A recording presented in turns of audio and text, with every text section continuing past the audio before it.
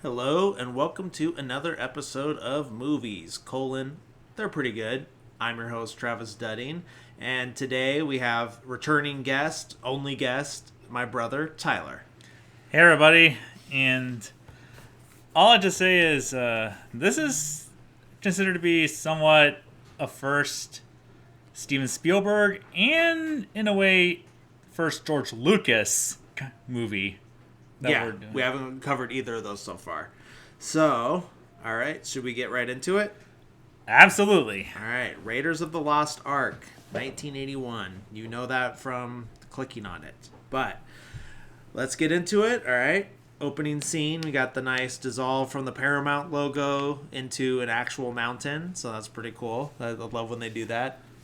Kind of kicks off a trend going forward with other Indiana Jones movies, right? Yes. And this is the first of many locations that were used for location shooting. This was in, I think, Hawaii. Okay. But it's supposed to be South America, 1936. So, see, Indiana Jones, we haven't seen his face yet, but, I mean, we know who it is. And it's him and two other guys, or three guys at first, right? Yes. And then, like, one guy gets scared of a statue and runs away. And then another guy tries to shoot Indiana Jones and then gets whipped in the hand. And then he's gone, and then it's pretty much by the time they get to the temple that they're trying to look for a golden idol, it's just him and Alfred Molina. And this blew my mind when like I got older and like knew who Alfred Molina was. I was like, oh, what the heck? Like when I realized that Doc Ock from Spider-Man 2 was in Raiders of the Lost Ark that I had seen hundreds of times at that point, it was pretty mind blowing. Yeah, pretty much. Yeah. So they get to this temple, and Alfred Molina is Satipo is his name. Yeah. Well, I hear they pronounce it Sapito, or they say Sapito, but then the subtitle says Satipo. So I don't know if it's the subtitles are wrong or the actors are wrong. I don't know, but either way. So it's Alfred Molina. He's the assistant. He's helping Indiana Jones, famed archaeologist. They're going into this temple, and he's giving them a warning. It's like, hey, like anybody that's gone in there, no one's come out alive. So like, I'm worried about this. You should be worried about this. And Indiana Jones is like, don't care, going in.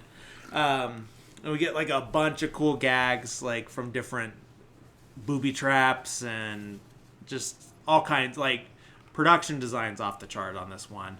I mean, with most adventure movies, but I mean they did a really good job on this one. Like I like the gag where he's telling Indy like, hey, you got like a spider on your back, and there's like one tarantula crawling on him, and he brushes it off, and he's like, oh, check me, and his back's like completely covered with tarantulas. Oh, and apparently, according to the documentary on the DVD, they were testing the scene and they put the spiders on Alfred Molina, and somebody in the crew was all like, "Why aren't they moving? They look fake." And the guy in charge of the spiders said, "Well, they're all males," so they ended up grabbing a female, and then the spiders started going. Oh, okay. They kind of like activated their hormones and stuff. All right. So, and then there's another one where Indy's like, stop, stay out of the light. And then it's like he puts his hand in front of the light, and then it activates some spears that come out of the wall. But I'm curious how this works. Like, this is supposed to be like an ancient tomb. And like, what is the ancient technology of motion sensor or light sensor that they're using? Like, I always think about that, and I've never heard it explained. Like, have you heard anything on that, or is it just like don't think too much about it because it's supposed to be like a serial, huh? Yeah, Yeah, it's the kind of the same thing with like the original Star Wars trilogy. Yeah, they're based on these like old serialized shorts that would play in like the 30s and 40s, right? Yeah, The stuff that George Lucas and Steven Spielberg both grew up with, and both cite as influences on a lot of their early work, for sure. Um, so yeah, then you find out that like this guy Forrestal, he's the skeleton that's stuck to these spears, and like he's a competitor of Indiana Jones, but obviously didn't make it even to the idol, or yeah, definitely didn't make it to the idol. Um, so like more foreshadowing of danger to come. Obviously, they finally get to the room. Like they do a little swing with the whip, right? yeah, Yeah. Gets to the main room. Got to watch his step because there's little triggers on the floor. Those make a little more sense on how they could work, like with the ancient technology. But it's still, for whatever reason, I get hung up on that light one. But gets this golden idol on like a pedestal, and pulls out this bag of sand because he's like, oh, this is probably like weighted. There's like some kind of weight trigger on it, and so I have to replace it with something that's just as heavy. And so he's trying to like eyeball it and guess the weight, and he takes some of the sand out because he thinks that, oh, maybe I have too much sand. But he miscalculates because as soon as he grabs that idol, then the weight trigger is activated, and then stuff starts to shake, right? yeah. And apparently, this whole scene was. I can't believe I'm bringing this up. And for those of you who are listening to this in Florida, or any of our subscribers who were in Florida, in the Orlando area, this is something that was shown as the first part of the Indiana Jones Epic Stunt Spectacular that's at Disney's Hollywood Studios. Right. And then they kind of do like a fake out where like it's, well, first it starts out as just like you're watching the movie happen basically, and then it turns into like a fourth wall breaking stunt show basically, like a behind the scenes type thing. But yeah, it's this whole first scene is based on, or the stunt show is like based on this whole first scene basically, and a couple other ones. So, oh yeah, so all hell's breaking loose because the little thing got activated. So they're running out of there. The assistant, he swings across first, but then the little branch breaks and the whip comes untied and everything. And Indy's like, give me the whip. And then he's like, no, like, you throw me the idol first and then I'll give you the whip. And like, and so Indy does it, but then he just takes the idol and says, adios, senor, and then drops the whip and leaves.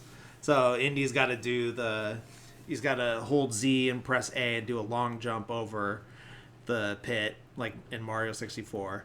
Then, Actually, it's more of a... He basically just jumps, and then if you've... I don't think this is...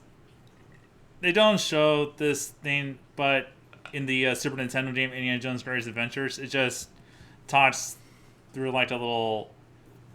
It showed a still and with little text. Mm-hmm. Like most LucasArts titles that were on the Super Nintendo. Yeah, and what was the relation to this scene on that? That it just goes straight to the boulder. Oh, got it. So I kind of skipped this whole thing.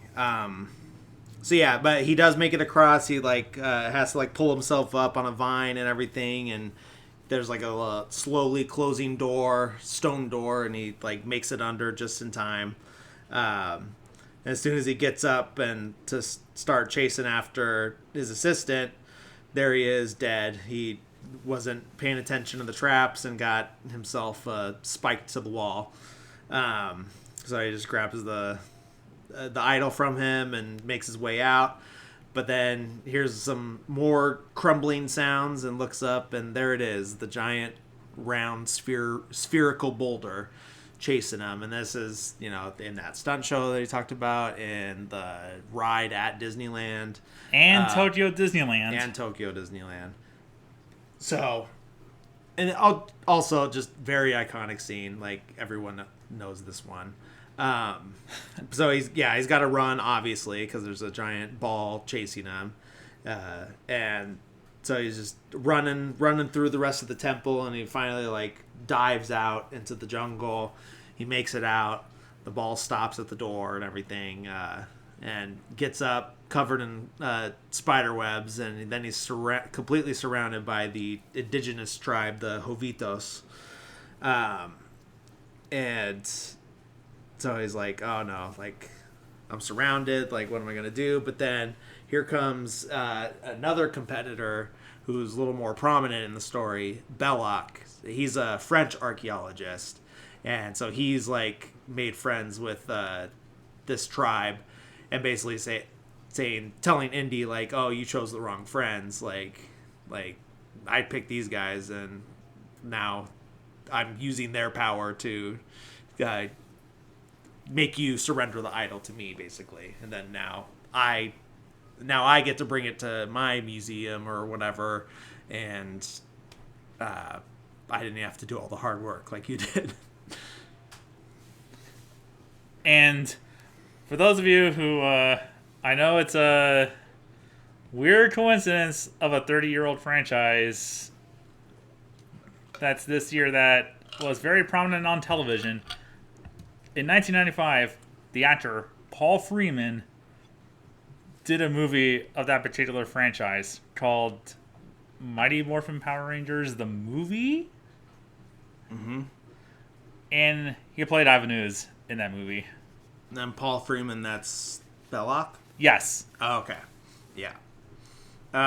So Belloc, Indy takes off, like, trying to escape, and Belloc gives them the tribe the signal, like, go after him. So they chase him through the jungle. Is all kinds of, nice typical chase scene. And it finally gets to the river where his friend Jock is waiting on a boat plane that's just sitting in the water. He's sitting on the little pontoon fishing, and then here comes Indy yelling, like, start the engines, start the plane, Jock. And so he, like, scrambles. I think he throws the pole in the water, gets the plane started. Indy jumps in the water, swims over to the plane, and climbs in, and then they take off into safety. But then this is where Indy starts freaking out as they get up in the air, because there's a snake crawling on his lap, and he's freaking out like, there's a snake in the plane, Jock. And he's like, oh, that's my pet snake, Reggie. And he's like, I hate snakes. And so now this is where we get that Indiana Jones hates snakes. Important plot point throughout the franchise, basically. But I think what's interesting is that Jock's accent switches completely. Like, when he says, oh, that's my pet snake, Reggie, like he's Australian or, one of those accents. Like, I could tell the difference between the two, but I don't know what he's, like, going for, because it's not, like, the best accent. But then it switches from an Australian accent to, like, a New York, like, come on, show a little backbone, will ya? So, like, an old-timey New York accent. So, I don't know where Jock is supposed to be from, where this actor's from, or any of that. Oh, and a little Star Wars reference that's on the side of the plane. Mm-hmm. Like, OB&CPO. So that's Obi-Wan and C-3PO? Yes. Yeah. There's more Star Wars references later on. Yeah. Yeah. So, so we cut to a college campus. Do you know what university it is that's supposed to be? I can't tell. Yeah, it's in the Bay Area, so maybe it's like Berkeley or something. I'm not sure though. At least I think it's in the Bay Area. I don't know. but yeah, he's also a professor of archaeology. So he's teaching a class. All the women seem to be like admiring him, and one like girl like even wrote like "love you" on her eyelids, so it's like "I love you." And then so all these like girls are flirting with them, but he's just like not really interested, I guess. And then Marcus comes in. That's his friend who also works at the university. Says like, hey, like, first asks him about his trip to go get the idol, and kind of implies like, hey, like, I know whatever you're doing is like kind of illegal. Like the way your methods aren't like up to par with the standards of the like Antiquities Society or something like that. But like I'm just gonna look the other way because as long as you get the pieces for the museum, basically. But then he tells them that some guys from Army Intelligence are there and they want to talk to him, but he's not really sure what it's about. So they get into the auditorium or whatever where they're having this meeting with the Army Intelligence, and basically he's like, oh, like, you know, Dr. Ravenwood, right? And he's like, oh yeah, like he was my partner, but we had a falling out a few years ago. They're like, well, we intercepted this German communique, and basically they're talking about looking for, they mentioned the city of Tanis, right? Lost Yes. City of Tanis. And then they also mentioned Ravenwood's name. And so they're just like going to him like, hey, like, A, what is this place that they're talking about? And B, why do you think they are talking to him about it? So basically they're also saying that like, hey, that's, because this is pre-World War II, 1936.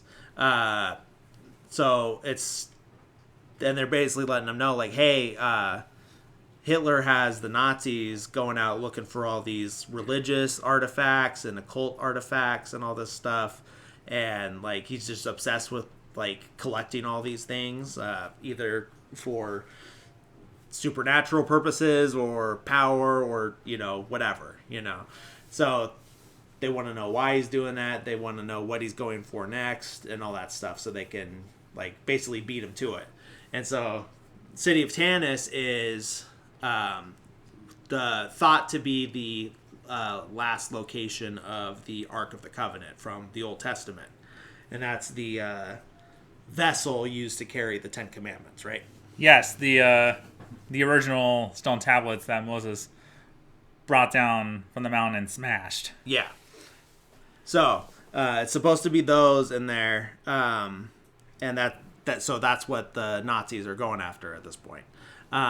So he gets hired for this mission to go and find it before they do, basically. Then, oh yeah, but the reason that they were looking for Dr. Ravenwood, Abner Ravenwood, is that he had the headpiece of the Staff of Ra. And basically what it is you go into this map room. We're going to see it like shown later on. But in this map room, if you have the headpiece on the staff and the sun shines through at a certain time of day, and it shows you the location of the burial, which is the Well of Souls, right? Correct. Yeah. So a little more on that later. So that's the reason that they're after Ravenwood, is because he was the person with the headpiece. So we see Indy's going off on his trip, and he gets on another boat plane, but this time out of what? We cut to, then it goes back to Indy at his house. Mm-hmm. Where he has this thing with Marcus, and then we did a hint of a character that we're going to meet up, and then Marcus tries to warn Indy about the Ark's power, and Indy says, What are you trying to do? Scare me? You know I don't believe in this magic, superstitious hocus pocus. I'm guessing at this point it's supposed to be a reference to Star Wars. Because Han Solo said the same thing in A New Hope to Luke, where he says, hokey religions and ancient weapons are no match for a good blaster at your side. Yeah. Yeah, so very, very similar characters, obviously. So he's getting on this plane. They're flying out of San Francisco, but as he's getting on the plane, there's a man kind of keeping an eye on him from behind his newspaper and following him. Oh, and it's supposed to be like a cameo of Dennis Muren. Who's that? The special effects guy who helped work on the effect at the finale. Okay.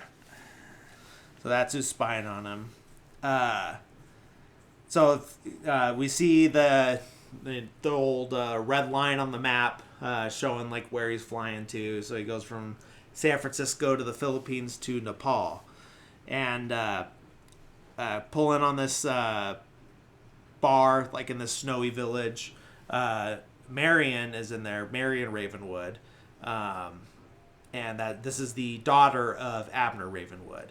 So we see her, played by Karen Allen, and she's having a drinking contest with some other guy. And there's people taking bets on who's going to win and stuff like that. And they're just going shot for shot until the guy passes out. And then she gets all the cash and then kicks everyone out because it's late and the bar's closed. Gets all her winnings and they all leave. But then Indy shows up, right? Yes, and originally how he would arrive was supposed to be done a lot differently. Originally there was going to be like the plane gets sabotaged by having the fuel dumped out, and then Indy, realizing that there's no parachutes, gets the idea of using a blow-up raft and jumps out of the plane and slides down the mountain right to the front of the bar. But that ends up being... that got cut, and the whole jumping down to the plane on the raft, that got recycled into Temple of Doom. Yes. And the whole going down the mountain up to a certain building was also recycled for Willow. Okay. So yeah, Indy comes in and says like, hey, like, where's Abner? She says that he's dead. Which we'll find out is a lie in Kingdom of the Crystal Skull, right? I don't think we see him in Crystal Skull. Oh. Well, who's the guy that John Hurt plays? That's Harold Oxley. Oh. Why did I think that was Abner? I don't know. Yeah, I don't know.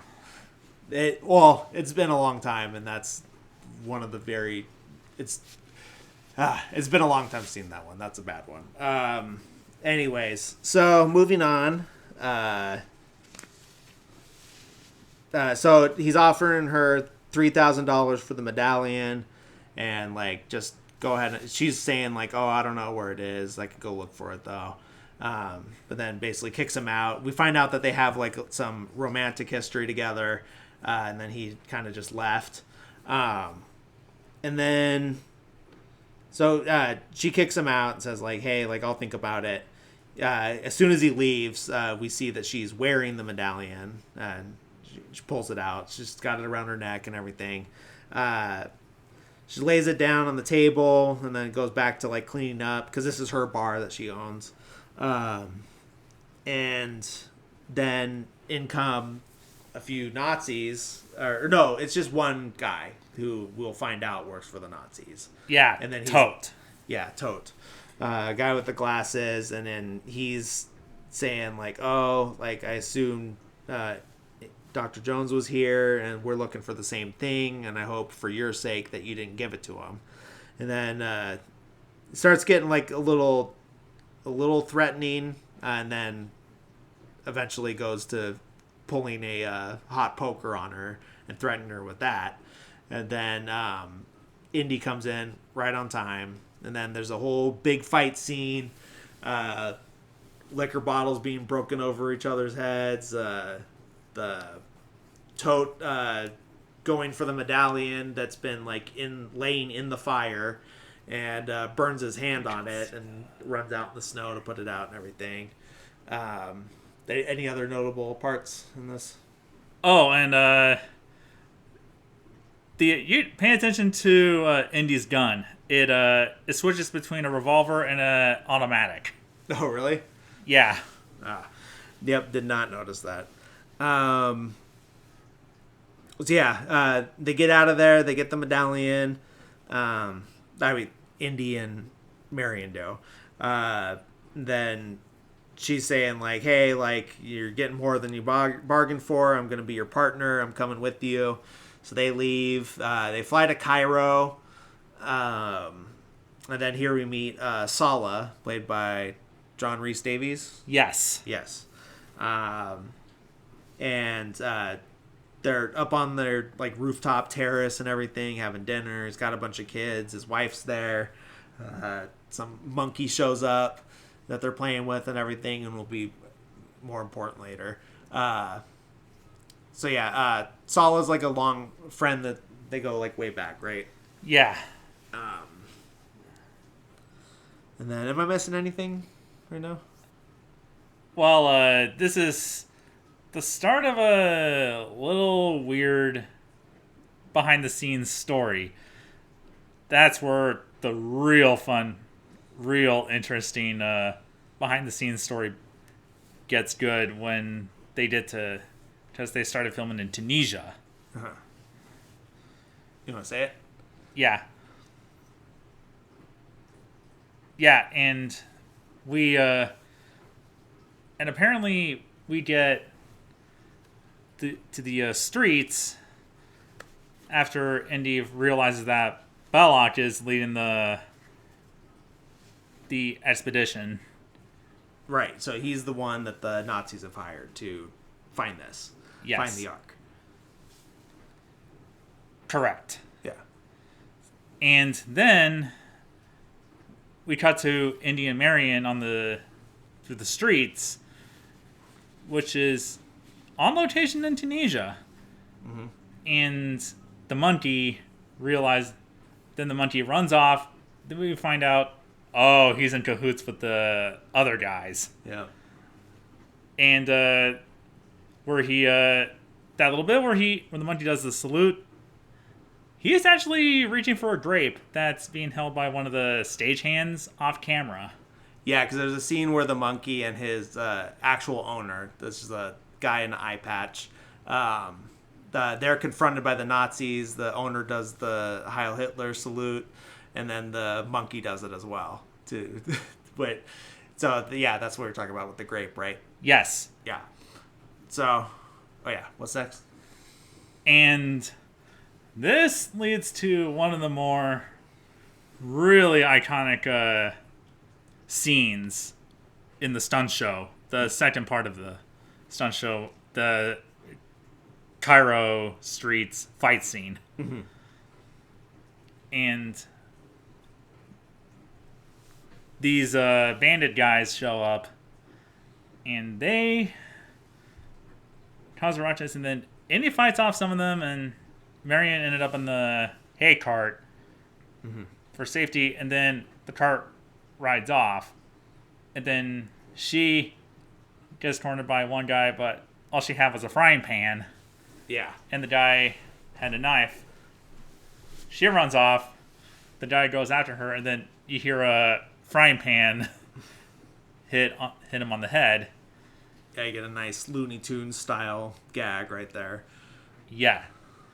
And then she runs into a basket, hides in it, but that darn monkey alerts them where she is. Yeah, the monkey snitches. He's all screeching, and then the bad guys turn around and see that she's hiding in the laundry basket. They pick her up.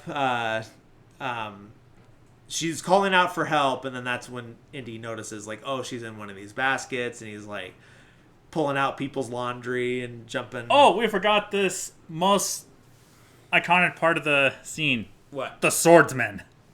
Well, that comes up next. It comes out before. Oh, okay. Well, you tell that story then. Well, originally the fight with the swordsman was going to be much more elaborate, but because everybody got sick, even Harrison Ford, he just ends up shooting him. Because if you look at Harrison Ford when see him flop sweat, that was him getting sick around the time when this scene was being filmed. Yeah, and you already said that he was supposed to have this big elaborate fight scene, but then was just too sick, pulls out the gun and just shoots him. Which Harrison Ford said, like, wouldn't Indy just do this? Like, why would he wouldn't be like swinging a sword around, That's not his style. So it worked out for the character, and then worked out good for Harrison Ford, who probably didn't feel like doing a whole sword fight. So yeah, then we get a fake out of Marion's death because Indy's at some point the baskets are switched as he's chasing the baskets. So he sees one get loaded into this truck full of ammo and explosives, but then the truck flips and explodes basically, and he thinks that Marion's dead at this point. So then we see him kind of grieving at the bar, and he's got the monkey with him because he doesn't know that the monkey's working with the Nazis yet. Because, that was just Marion that was around for any of that stuff. I don't even think she knows that the monkey was owned by a collaborator, right? All she knows is that the monkey snitched on her. Yeah. Yeah. I mean, not that matters, but so Indy's there with the monkey, he's drinking, and Belloc comes in and approaches him, and then they have a conversation, and he's like saying like just give up, like, but I also understand why you're here, and then then Belloc's saying like, don't you know what the Ark is? That it's a transmitter, like a radio straight to God, like you could talk to God basically. And then Indy's like not wanting to hear any of that, and he says like, you want to meet God, like let's meet him together, and he's gonna kill him, but then he's saved by Sala's kids that come and find him, like Uncle Indy, come home, like, right? Yeah. And so he gets out of there fine, goes back to Sala's place. As he's like getting in the car with Sala, like as they're leaving there, Indy's like, oh, Marion's dead, and Sala's like, yeah, I heard. Anyways, life goes on. Like not quite like that, but he's very like, yeah, don't really care about that. Like, let's keep moving. Let's go meet this guy. He's gonna tell us about the headpiece and translate it for us. So, is that the next scene, or do we see? Yeah, that's the next scene. Okay. No, like, is the next scene where they go meet the guy? Yes. Okay. It is. Yeah. So, find this older guy. He's translating for them. And then what? Do you remember what the inscription says? It's not to disturb the Ark of the Covenant. Yeah. And then, so that he translates that line, and then we also get a conversation between Indy and Sala, where Sala has seen that they have a copy of the medallion, basically, and they're like, but it's like they only have like one side of the inscription, right? Yes. Yeah. And then they're all confused on how this happens, and then we'll get the reason in a little bit. Basically, what it is when Tote, the Nazi guy, grabbed the medallion that was like in the fire, it burnt the inscription of one side into his palm. And we'll see later when he comes in and says Heil Hitler, and then see his palm, and you got the scar in the shape of the medallion. Yeah. So, but they only have one side of it. And then we get the it was saying that the measurement of the height of the staff was it 6 kadam? Yeah, I think. Yeah, so that's an ancient measuring unit of the time. And then, but he flips it over and says, but take back 1 kadam to stay humble before God, right? Yeah. Yeah. So the Nazis have one side of the inscription in which they base the height of their staff on. However, they don't have the back, which says that you're supposed to subtract a foot, basically. And then, so when they did the map room and everything, the sun shined on the wrong place because their staff was too high. So now Indy has an edge over them. So he goes to the map room, he gets the exact location and everything. They have to be in disguise as locals and everything, and gets in there, but then some guys are harassing Sala, who's up on top, after he lowered Indy in with a rope, and so he gets interrogated about, like, hey, what are you doing here? Why are you here? But then he's able to talk his way out of it and everything. Then Indy finds a little hole where he's got to stick the staff, and he puts the headpiece on, and the sun shines through right at 9 a.m. or 9:08 or something. And so then he finds the exact location of the Well of Souls. Which, and this moment of the movie ended up getting parodied in an episode of American Dad called Black Mystery Month, where Stan and his son had to solve a conspiracy over George Washington Carver. The peanut butter guy? Yeah. Yeah. Yeah, it's mostly that scene that got parodied. So at some point, Stan's using like a staff in like a map room or something, I'm guessing. Yeah. Okay.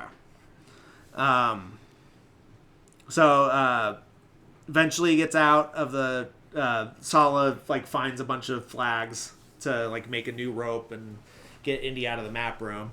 They get out, and then is it right away that they start digging, or no? We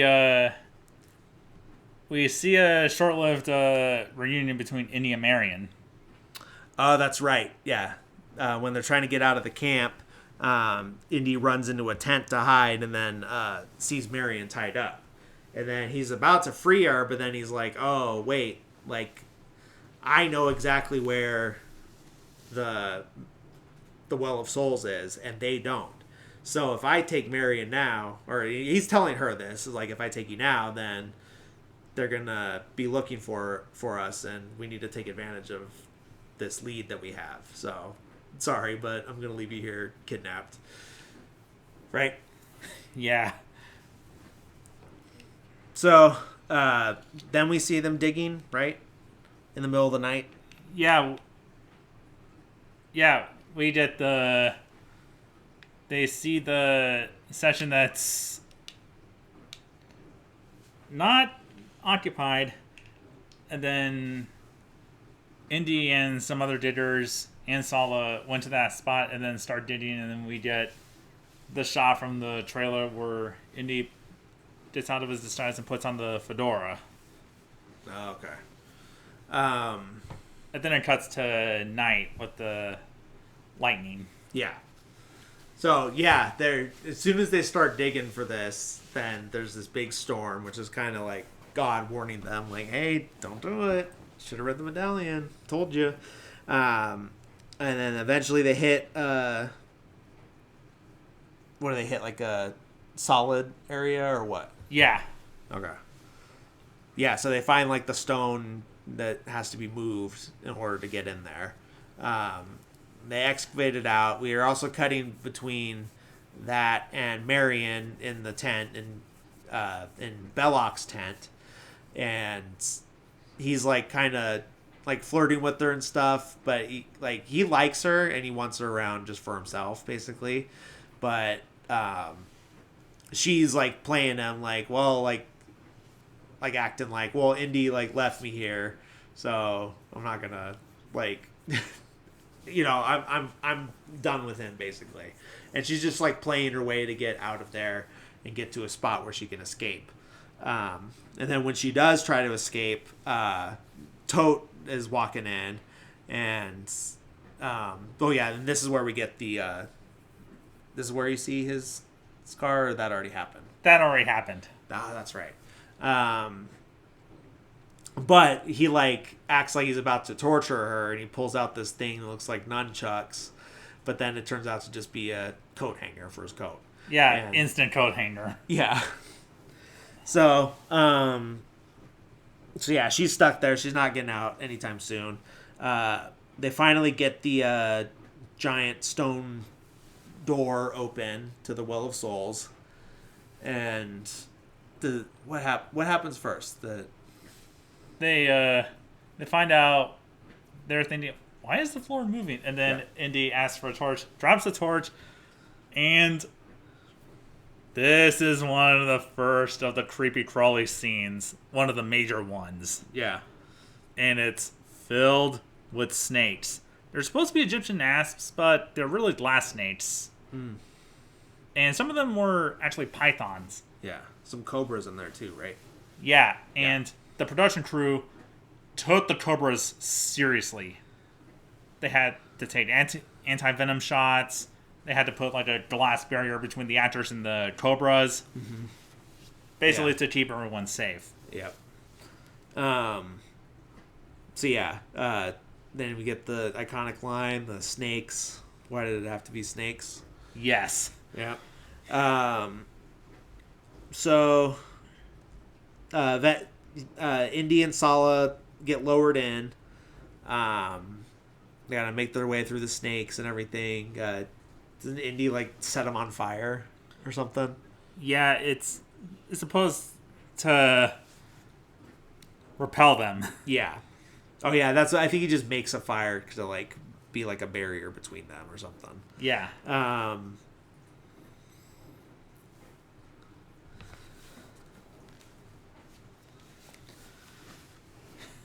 So yeah, they find the Ark, right? Yes. And here's another little Star Wars reference. On the hieroglyphics on the wall, in the background, you see R2-D2 and C-3PO. Oh, that's right. And that got into the Lego set, and that also got onto the Kenner playset. Mm-hmm. Yeah.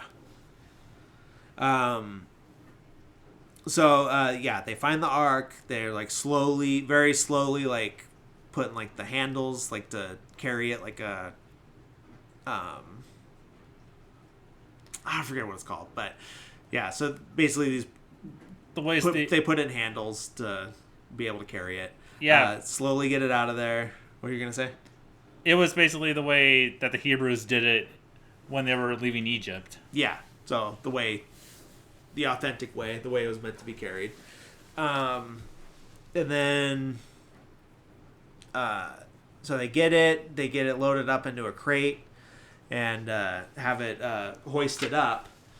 Meanwhile, as they're starting to pull it out, the sun's starting to come up, and Belloc and some of the Nazis are out for a walk, like just kind of combing the area, and they notice people working up on the hill, like early in the morning when there's not supposed to be anyone digging, and so immediately he's like, "Go get your men! Like we're gonna find out what's going on."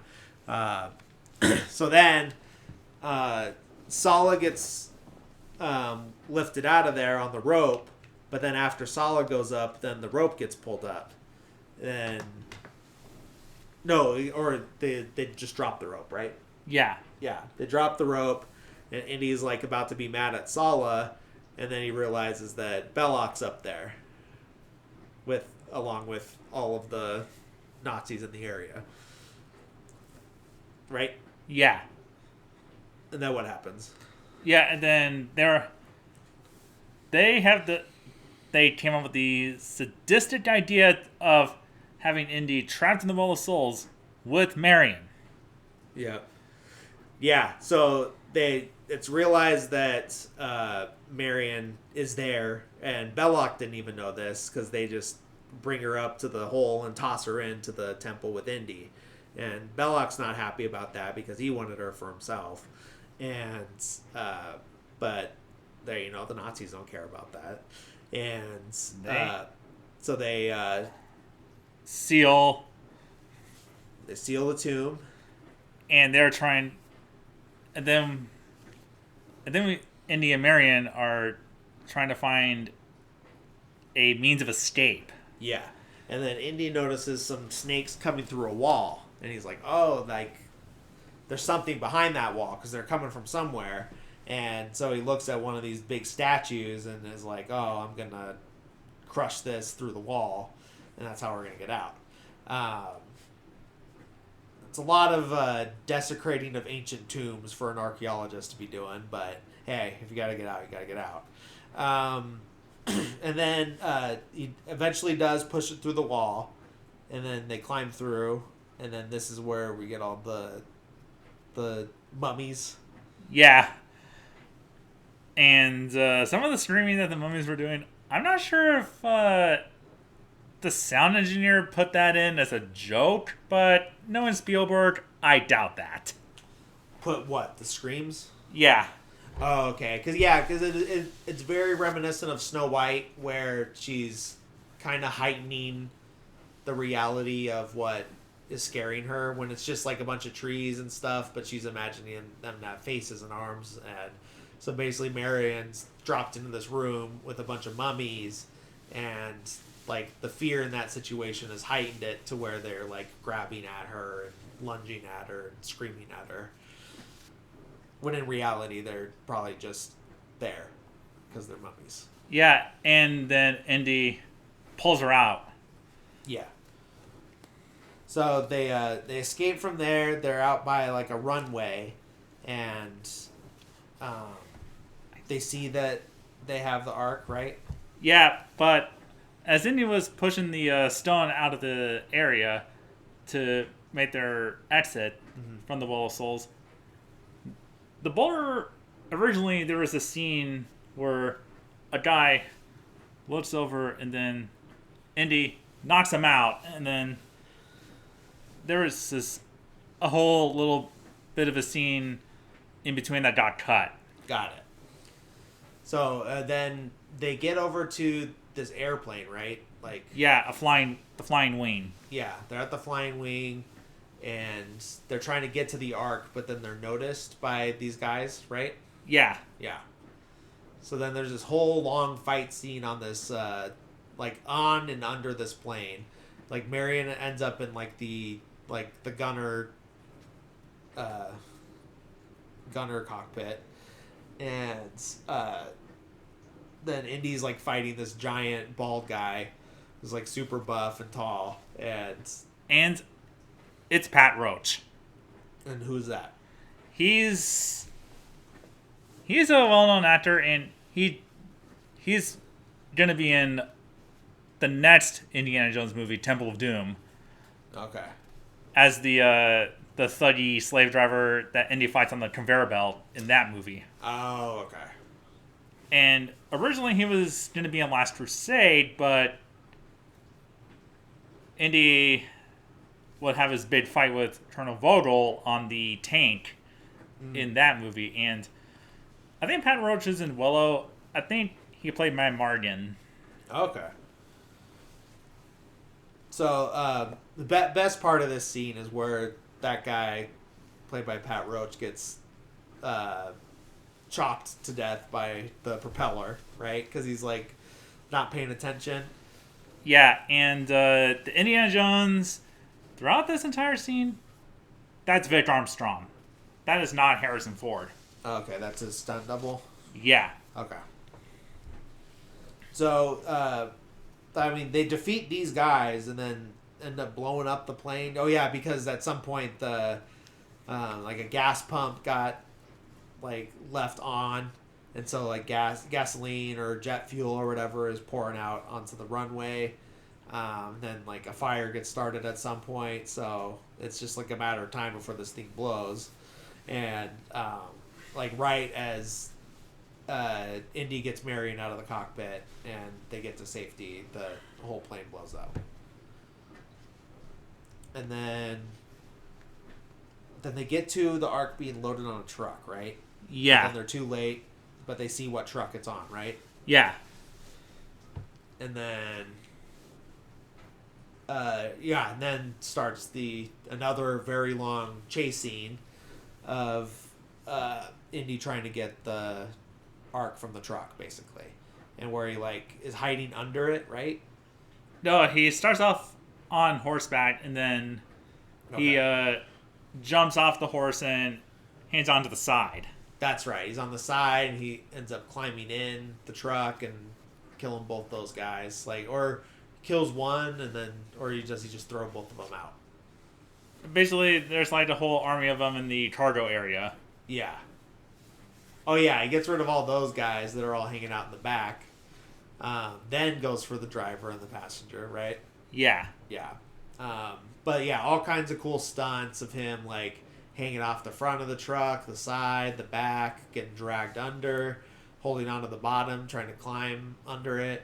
So yeah, all kinds of, like, a lot of cool stunts in that scene.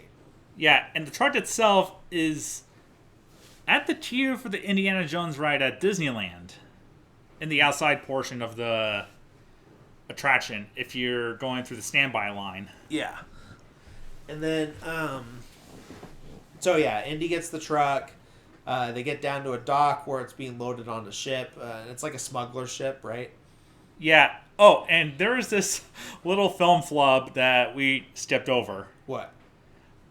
That when Belloc's car, after they hide the truck containing the Ark in a garage and hiding it, when Belloc's car pulled into the streets of Cairo, you see a dummy on the passenger side, and then you see a person in it, and then suddenly the head's gone, and it's a badly made dummy. Oh, yeah.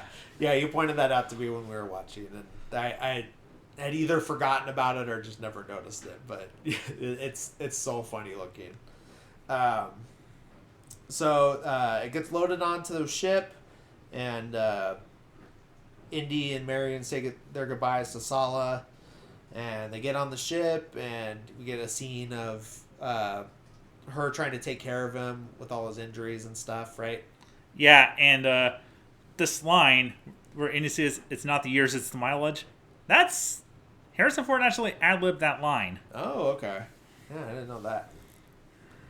So, and then they, after a couple scenes of them on the ship, we get to one where they're waking up in the morning, and he's like leaving the cabin, and she's like, "Hey, where are you going?" He's like, "Well, the engine stopped. I'm gonna go see what's going on." And he gets up to the deck and realizes that the Nazis have cornered their ship with their submarines. Yeah, and that submarine actually was in the movie Das Boot. Oh, okay. Oh, And yeah, that's the same decade. Yeah, and there was a scene in between moments where you did a little hint of the Ark's power. That's right. So we see it in the it's down in the cargo area of the ship, and then it's starting to like woo, woo, woo, woo, like making all these like ominous noises, and then like the rats are freaking out, like almost like it's blind, or it's like deafening to them, right? Yeah. Yeah, and then we see that the swastika get burned off, like, by the Ark. So it's like, get this hate symbol off of me, kind of fighting back. Yeah, basically showing, yeah, those guys are going down. Yep. So yeah, they Nazis surround them with their U-boats. They come aboard. They're looking for Indiana Jones, but no one can find them. They capture Marion again. Take her over to the. They take her to the sub, and then even like and they get the Ark on there and everything. and even the crew can't find Indy. They're looking for him too, but then they look off of the boat, and then they see that Indy has swam over to the submarine. Yeah, and here's a little bit of a... The next time you see Indy after the transition, where he's suddenly all wet, here's a little answer for you. Originally, there was a bit where Indy ties himself with his whip to the periscope. Yeah. That's why he's all wet. But that scene did end up in the comic book adaptation of the movie. And I think it also ended up in the novelization. Yeah. He gets on the ship, or gets on the submarine. They dock in some, like, secret cave base on a remote island. And he does the whole switcheroo where he beats up a Nazi, takes the uniform, and puts it on. But the added layer that they have in this movie is that he puts on the first guy's uniform, and it's, like, way too small. So then the taller guy shows up, and then he beats him up. Takes his uniform. Get to the, like, a caravan through the desert where they have the Ark and they're taking it to some location. And then there was a previous scene that I forgot to mention where one of the Nazis is telling Belloc that he's uncomfortable with this Jewish ceremony, right? Yeah. Yeah, I mean, because he's a Nazi, so... why wouldn't he be uncomfortable with that? Not that we should care that he's uncomfortable, but yeah. So that they're taking it through the desert. They're going to do some ritual. But then Indy's up on a cliff with a rocket launcher and stops them and says, like, hey, like, I just want Marion, and if you don't give her to me, then I'm going to blow up the Ark. And Belloc calls his bluff immediately. But not before he eats a fly, basically, the actor, like, in the scene, like, a fly flies onto his chin and starts walking around his face and then into his mouth and never to return again. Yeah, that is the most insane film flub that we've ever seen, aside from the dummy one. Yeah. But yeah, Belloc calls his bluff. Indy's not going to blow it up because it's just it's a priceless artifact. It's history, and then he's just too much of an archaeologist to let something like that happen. So he gets taken. He kind of, like, basically surrenders to them just so he can keep Marion alive. They get tied up to some pole while the ceremony is happening at night, and so they start it. So because basically. Oh yeah, and then his Belloc's reasoning to the Nazi colonel was like, hey, like, if you're gonna deliver this to your boss, don't you want to make sure it's real? So this is why we have to do this ritual and we have to open it up. So they get it started. They have film cameras there, everything. Everyone's just there to watch. All these, like, floodlights and stuff. And he starts it, and then. No, wait. Yeah, and then he starts it, and then they open the Ark up, and he reaches in, and it's just dust. And that's it, like, nothing. And then Tote starts laughing, right? Yeah. Yeah. And then stuff gets real because the generator. The generator blows.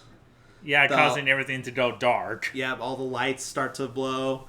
There's, like, weird, like, buzzing sounds coming, and then these, like, little wispy spirits start to come out of the Ark, and everyone's like, okay, like, it's happening, and Indy and Marion kept their eyes closed. Yeah, because Indy's, as soon as stuff started getting weird, then he's like, shut your eyes, Marion, like, don't look at it. And they're like, no matter what, just keep your eyes shut. I guess just good instincts on his part. But then these, like, wispy ghosts start to turn scary, and then that's when people's faces start to melt and heads explode, and all their insides get tossed up. Yeah. Oh, and here's a little special effects thing. The Toad's face melting, that was actually made of the material that the dentist would use to make molds of your teeth. They Oh. sculpted it to make it look like tote and put it next to a heat lamp, and they just sped up the footage. And Yeah. the other guy's face was hollow and just had the air sucked out. And the Yeah. exploding head was covered by a pillar of fire. Without it, they would get an R rating. So Steven had to negotiate for a PG rating by having a pillar of fire cover it and then double expose the column of flame to hide the graphicness of the head blowing up. Yeah. So, yeah, well, one of many examples of movies that have had to do that, like cut gore to prevent from getting an R, prevent from getting a NC-17 or whatever. So yeah, all the Nazis get exploded or melted or just plain up, like torn apart, and all the bodies get sucked up into the Ark, and then the lid flies up into the air and then comes back down, and silence. Everything's done. But Indian and Marion make it through because they didn't open their eyes, and then it cuts to them in Washington D.C. He's talking with Army intelligence, and they're like, "Well, it needs to be studied. Like, we need to study it. Like, we need access to it." And then the intelligence guy is just like, don't worry about it. It's being examined. Like, by who? Top men. Like, who? Like, top men. And then we get like one last scene with Indy and Marion where they're gonna go out for a drink together, because it's kind of like hey, like, I'm sorry it didn't work out, but we got each other, that type of thing.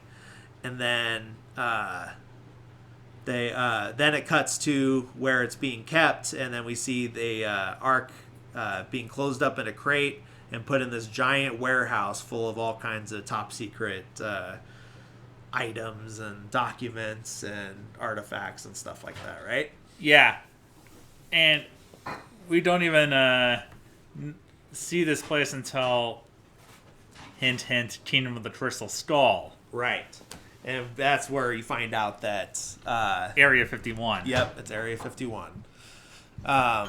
Which I don't think was around in the 30s, but yeah. Anyways, so yeah, that's the first Indiana Jones film, Raiders of the Lost Ark.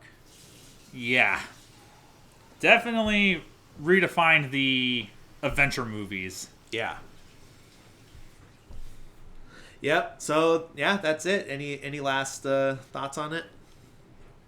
The movie still holds up, and it's top favorite Indiana Jones movie. Second favorite, Last Crusade, then Crystal Skull, and then Temple of Doom.